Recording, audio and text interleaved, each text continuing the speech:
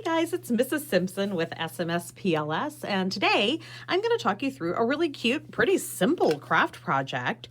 We're going to be making some pencil cups that we can keep supplies in on our desks out of a used and upcycled can of fruit or vegetables and some washi tape. Washi tape's like a really popular decorating craft that people do in Asia, specifically in Japan. And it's like little thin pieces of decorative tape, and you can put them on almost anything, like folders or books, or in this case, an old can to make it something cute that you can keep your supplies in on your desk. So let's go ahead and make sure we've got our supplies ready. You're going to need a washed out used can with the top removed. I just rinsed this one out and got it ready to go for the project. And you're going to need some washi tape. You can just have one color, you can have two colors, or you can have more. I'm going to work with 3 different colors today. All right, let's go ahead and begin. First thing I have to do is, if I haven't done so already, I need to remove the old label from the can. Washi tape's really thin, this would show through. And you know, for most cans, they're just stuck in like one little spot and they peel right off. So I'm going to get as much of this label off as I can. If there is a little bit of residue like that, it's probably not going to matter. Let me go ahead and throw this away. And next I need to plan out my design a little bit. So you can see on the example that I made earlier, I just did stripes going straight across and kind of did an alternating pattern and kept it pretty simple. This time, I think I might try to do something similar again. I'll probably just do some horizontal stripes, wrapping them around the can. Other times I've seen people, you know, invert their tape and have it go, you know, in X's and other patterns, but you know, I just don't think I'm that fancy of a lady. So I think I'm going to start with this blue tape right here. Forgot to mention I also need a pair of good sharp scissors, which hopefully you've got handy in your craft kit. Now you can tear washi tape, but honestly I think you get a much better finish if you snip the end. Now sometimes it can be hard to see where it starts, so I'm just kind of dragging my fingernail along the washi tape right now and seeing if I can figure out where this tape starts. Oh, there it is. I see it. So when I first get the tape started, you can see I kind of bent up the end a little. I don't necessarily have to snip that off, but I think I'm going to because I think it makes it tidier. Okay, so on my can, remember how I had a little bit of residue on the back of the can that I didn't get off? I've decided this is going to be the back of my can where I'm going to start and end my tape. So I'll kind of have a seam going up the back. You can see it. If you look at this one really carefully, you can kind of see there's like a seam where all of my washi tape joins back up. I don't think it's super noticeable, but if it bothers you, that way you can put it facing away from you when you've got it on your desk. All right, so I'm going to start with the part that already has a little residue on it, and I'm going to go from bottom to top.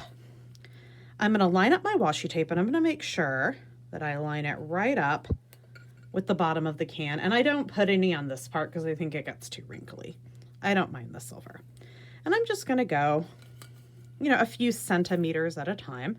And if I don't like the way it's going down, washi tape's pretty forgiving. You can pull it back up and reposition it a couple of times. And I just try to get it as straight as I can, and I take my time. This is definitely not one of those just rush kind of projects. But I found it really relaxing. I liked doing it a lot more than I thought.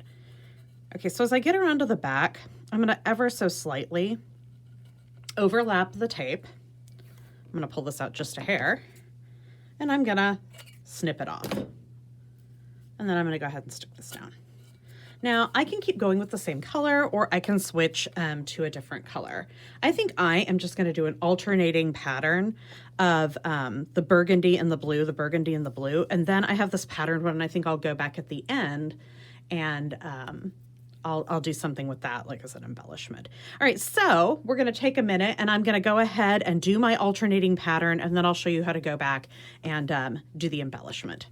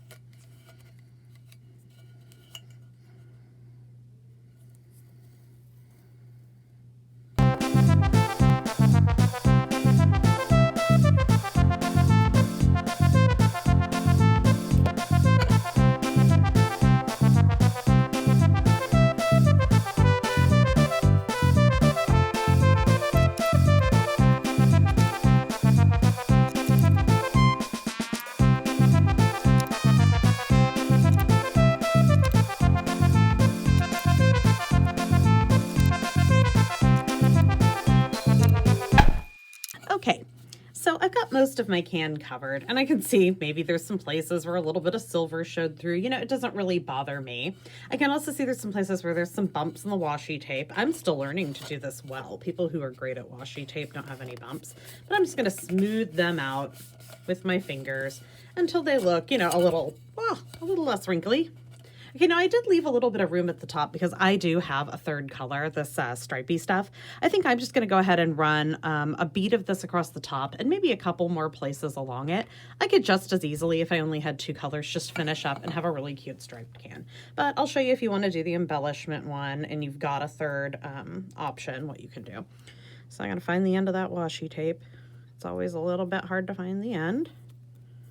I didn't bend it up too bad this time, so I'm not going to snip it off. I'm going to go back. I'm going to remember I'm starting on my back where my seam is, because that way I can put that one to the back. And I'm just going to line it up.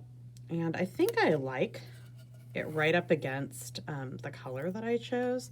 So I may not do a whole lot of extra stuff. I like that it's just a little bit softer up at the top with this one. It looks pretty good.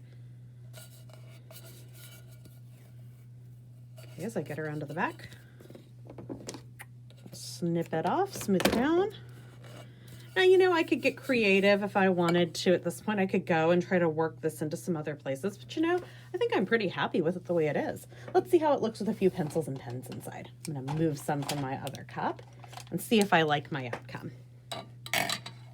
Yep, pretty cute. I could definitely keep that on my desk.